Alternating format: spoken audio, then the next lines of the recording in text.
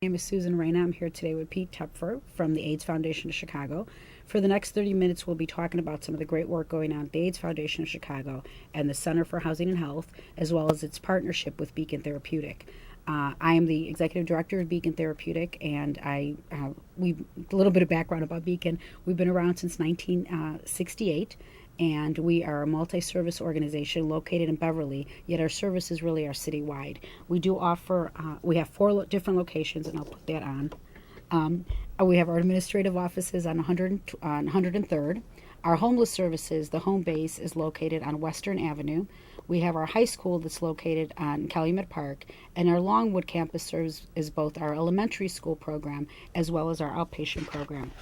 We do have a myriad of programs that are really responding to the needs, the complex needs of homeless families and troubled children.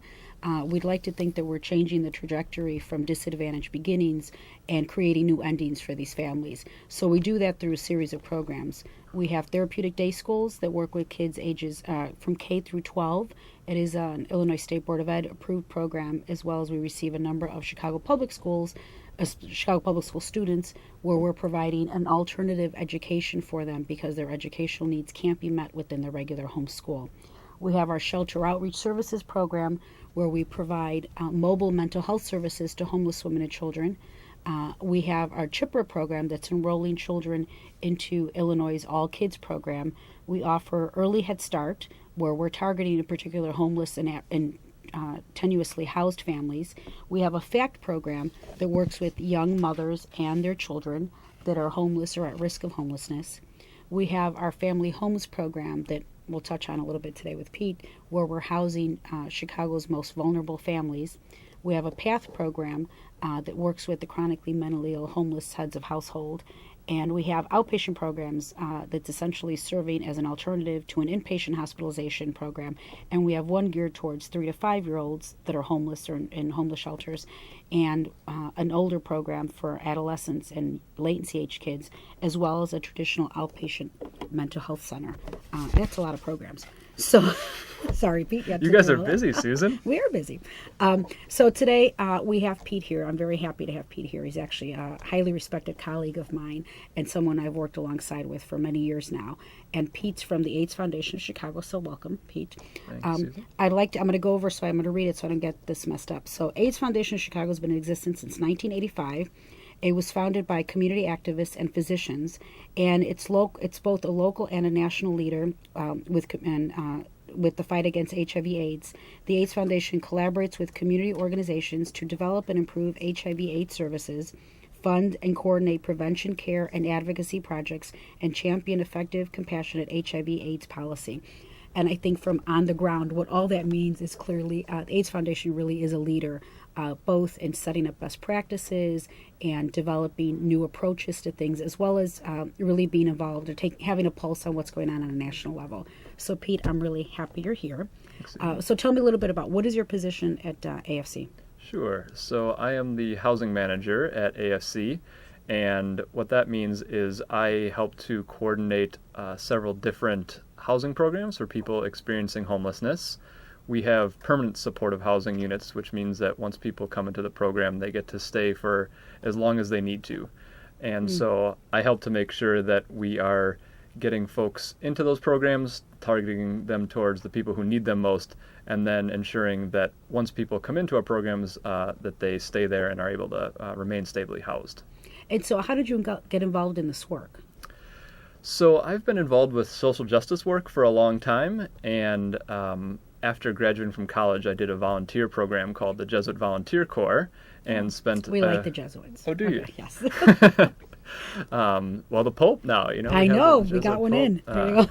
So my time with the Jesuit Volunteer Corps was spent in Los Angeles in Skid Row, which is a really intense place to work, but I think it was also a bit of a crucible for me because I was formed there and really learned that this is the work that I needed to be doing, and this is the work that lots of people needed me to do. And so I think that's where I found my deep passion for the work and for people who are experiencing a hard time and experiencing homelessness.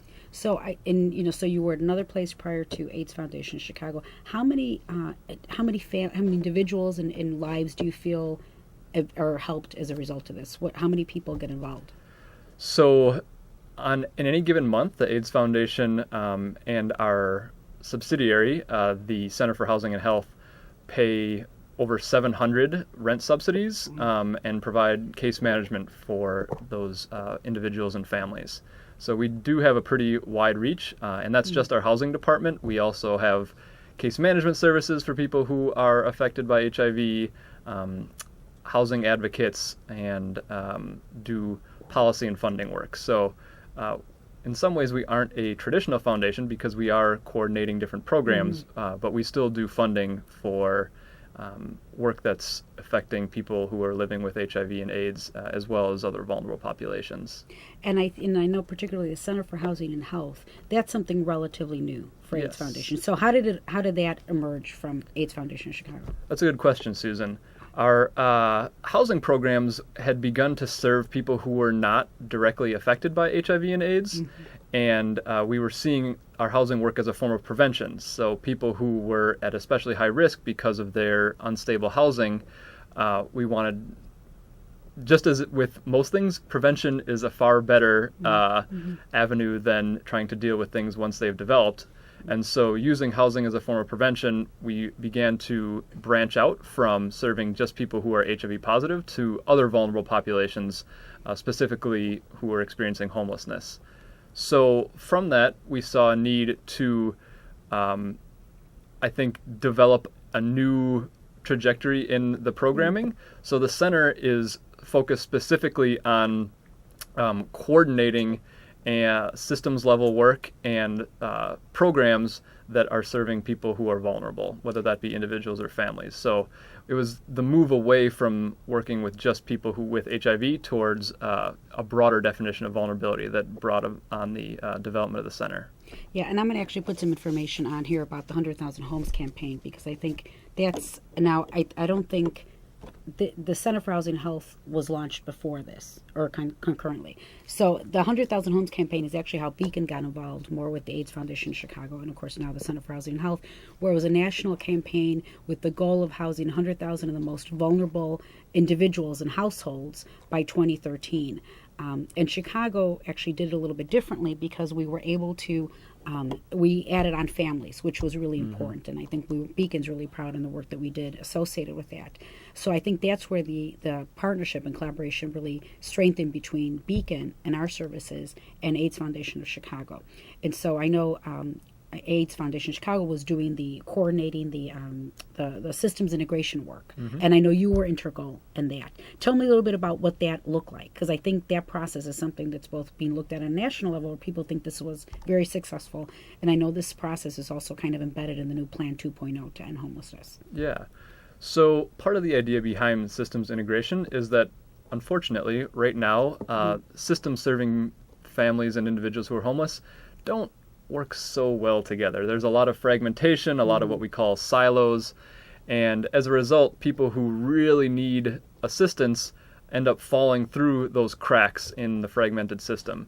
The idea behind the system integration team is that we're bringing those groups together and talking at the same table, getting all on the same page about what the best ways to assist people who are in those situations would be.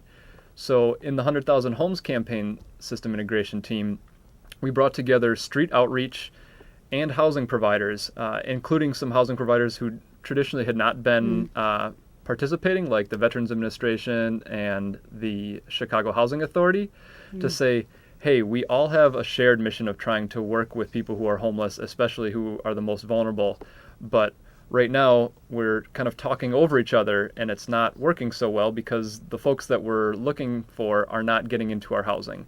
So every 2 weeks, we bring together the outreach world and the housing world, and we would talk about the participants who we were trying to get into housing and what we needed to do to overcome some of the barriers to ensure that someone who had been on the streets for 15, sometimes 20 years could finally access that housing unit for which they qualified, but probably had been denied at for a number of years. And I think this process really kind of goes along with the whole systems change that Chicago is going through right now. So we have, CRIS, the centralized referral system, where, and I think that's part of this, where there's the vulnerability scale that was administered, and now everybody can take it, kind of, to some degree, ranks folks. Mm-hmm. And then that allows then folks to the housing folks to pull from that list to get them housed. But this is a broader piece to what we're trying to do here in Chicago. So there's the coordinated access, there's a centralized referral system, and I think the work that you're doing has really influenced all of that. So what changes have gone on from when this first started to where we are today? Well, I think that the systems integration team was able to show how important it is that outreach and housing work together. So as a result, there's now a ongoing funded program to say we need coordinated outreach to go with the housing that is being accessed through the central referral system. There was a lot of attention paid to the 100,000 Homes campaign as the central referral system was being developed. So looking at the lessons that we learned about what was working, what wasn't, in the way that the system was developed, in the way that people could access it, and I guess even from the most basic premise that we're going to prioritize the most vulnerable. Mm-hmm. So kind of the last shall be first. So those who have been left out for the longest time are now going to be the first ones that we're going to bring in. So I think that philosophical shift happened in part because the 100,000 Homes campaign was a success, because of partners like Beacon and others.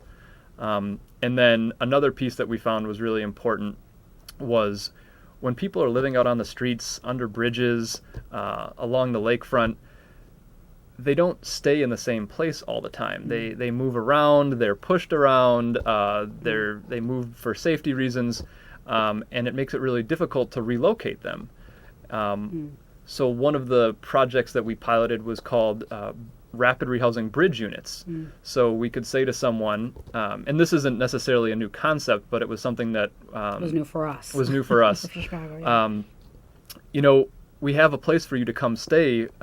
It's an actual apartment. You can come stay, and we'll have a way that we can locate you and contact you, and we'll work on getting you into something permanent. But you don't need to be out here. You don't need to be out in the freezing cold of January. You don't need to be out in the rain, or just, not being able to address your needs. So there's been a institutionalization of that project as well for Chicago. So now there are going to be bridge units that are funded on an ongoing basis for the And how is that population. different? I'm going to cut you off, but how is that different from a shelter then?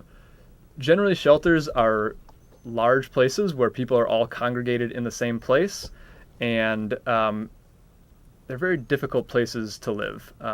I have not stayed in a shelter myself, fortunately, but I have worked in places that were shelters, and it is a tremendously stressful place to be in such close quarters with so many people, all of whom are in desperate situations because otherwise they wouldn't be staying at a shelter.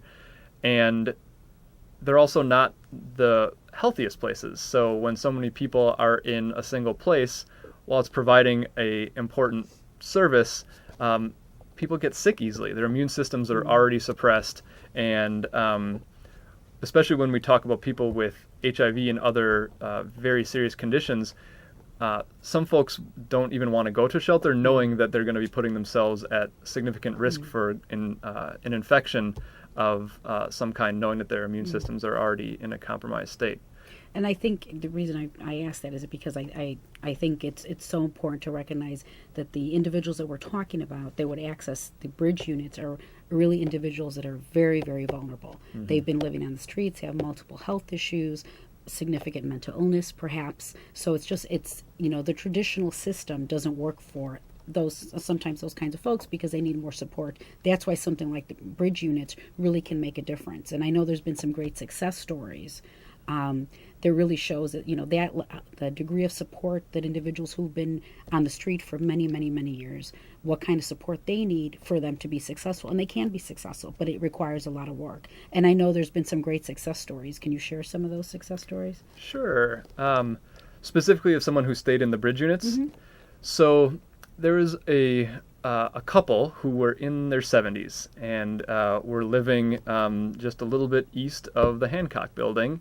The gentleman had, let's see if I can even remember, a whole list of conditions, including arthritis, hepatitis, diabetes, heart disease. His wife didn't necessarily have the same conditions, but similar ones. And these are our elders who are staying outside, and they were together because they had lost their home. And we were able to put them in bridge units. And within 3 months, they were able to move into an apartment together in the South Shore neighborhood where their old home had been, where they had other relatives. And their son was actually able to reconnect with them and come live too.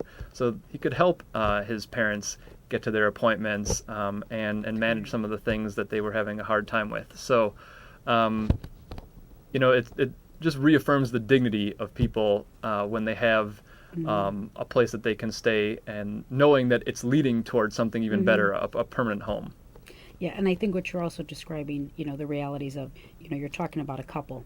Had they gone into a shelter, they probably would have had to split up. That's exactly right. And I think if they are the only support for each other, how damaging would that be for them? So that's why this type of program, it's innovative for Chicago. It's something that other cities have done it successfully. So it's wonderful that we've been able to do that here. So how many bridge units does Chicago have? So right now we have 15, and we're looking to see if we can create more. But for right now, it's 15. It's a good start. That's right. Got to start somewhere. And we're going to go from there. No, it's great, and it's something that's so valuable, I think, and it's beyond. I know we've done it sometimes with some of our homeless families where suddenly they're on the street and they don't want to go into a shelter. And I remember one of the most heart-wrenching stories I heard is of one mom. Her child had just been released from psychiatric hospitalization. 6-year-old child did not want to go back into the shelter because she knew that would really traumatize her child again. So rather than doing that, she drove around all night. And then, this is the winter. So then we found out we were able to put her in a motel for the night because at that time there wasn't anything like bridge units. But I think this is where the traditional shelter system does not work for everyone, and why we need, really a system that's very flexible and respond to the needs of the lives of the people that we're working with. It's not a cookie cutter kind of situation. I understand we have a caller. Hello? Yes, hi. Once you do get them into their units, is there anything the community could reach out and help with you in terms of resources? Yeah, excellent question. Yeah, one of the things that Beacon I know is always looking for, and I know overall, is, it's supports for the families once they do get housed. And so, actually, I was going to put a picture of this now. Maybe I'll put it up now that I think about it. This is actually one of our families who got housed. And, what Beacon does is we give them our Fresh Start kits. And in these Fresh Start kits, there's all the basic stuff that people need when they get an apartment. A bucket, mop, broom, sheets, dishes. Those are the kinds of things that we look for support from the community. And I know there's sometimes some discretionary funding that's available through these various projects that can help with those things. But the majority of the funding really does go towards helping the rent and helping the family with, turn on, their electric and their lights and all the other things that need to go on. But the Fresh Start Kit is something that Beacon always does look for support, because the families are always looking for those basic things. And I'll put the contact information on in case anybody is interested. They can, I can't find it. Apologize. Okay. Here is our contact information. You can check on our website, www.beacon-therapeutic.org, or you can call us at 773-298-1243. I'm wondering, Pete, in terms of funding, how is AFC funding, or how does AFC get funding? So we get our funding from a variety of sources. We get a lot from the federal government, specifically from the Department of Housing and Urban Development. They pay for the majority of the rents that we're talking about. There are some other federal departments, including through the Department of Health and Human Services, and then from the CMS, the Center for Medicaid Services. Yeah. But we also do a lot of private fundraising. You might have heard of the AIDS Run Walk. That's something we do every year. We have an event in the fall called the Whirl of Chocolate, which That's it. We were talking about it earlier. Yes, chocolate-themed Everything. gala. So Yes. there's private funding that's part of the mix, and then like most nonprofits, we also look for foundation funding and from the business sector as well. So it's really a mix of public and private money, in addition to individual donors who are very generous. Well, no, and I think it's clearly the fundraising aspect of the work that we're doing is so difficult and it's so challenging. So, I mean, I've heard of your fundraisers. They're apparently a lot of fun. So we'll talk about Beacon's fundraisers. I don't think they're as fun as yours, but there you go. What other kinds of challenges do you feel that, with the Center for Housing and Health, some of the more innovative things that are going on with the Center for Housing and Health that are kind of helping it be successful? Sure. So one of the things that is a big push, as one might gather from the name, is we're trying to really wed housing and healthcare. We always talk about the mantra of housing is healthcare, but it's not all of the healthcare that someone needs, especially when they are really ill. So what are we doing as primarily housing providers to ensure that folks who are particularly vulnerable are getting linked in and connected to the healthcare they need in a really conscientious and systematic way? So one of the things that we started to do is we hired a person who is going to do interviews with all of our Medicaid project high users, who is going to interview them to find out what is your experience of the healthcare world like right now? What would you like it to be? And then her job is to help facilitate connections to organizations or to systems that would best serve their needs. And that's one of the things that we've really been pushing lately is how do we get people really better connected to healthcare once they've gotten that foundation of housing stability. Well, and I think with healthcare reform, there's going to be so many confusing and interesting opportunities.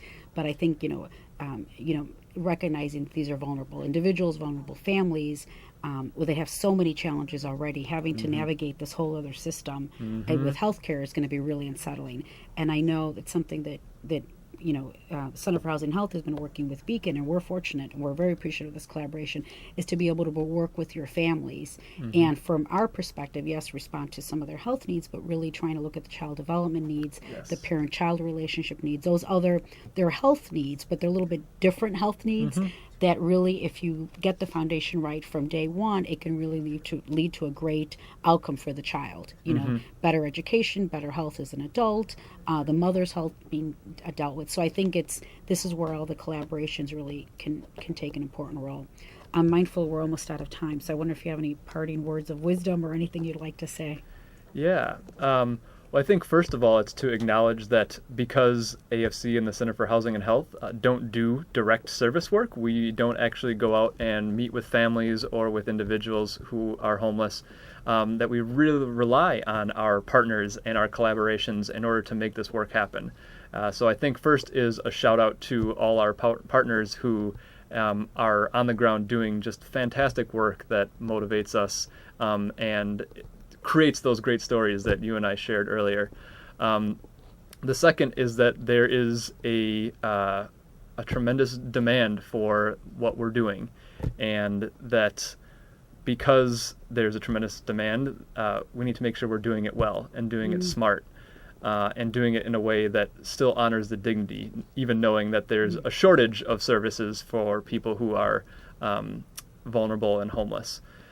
So I think that we need to be sure that we continue to advocate for ongoing funding for these really important programs on all the different levels, and to finally recognize that it's our participants who make this happen, that they really do the work to ensure that they stay housed and make the changes in their lives. So I think that if I would be doing a disservice if I didn't mention that they're the ones who truly are doing the best work here.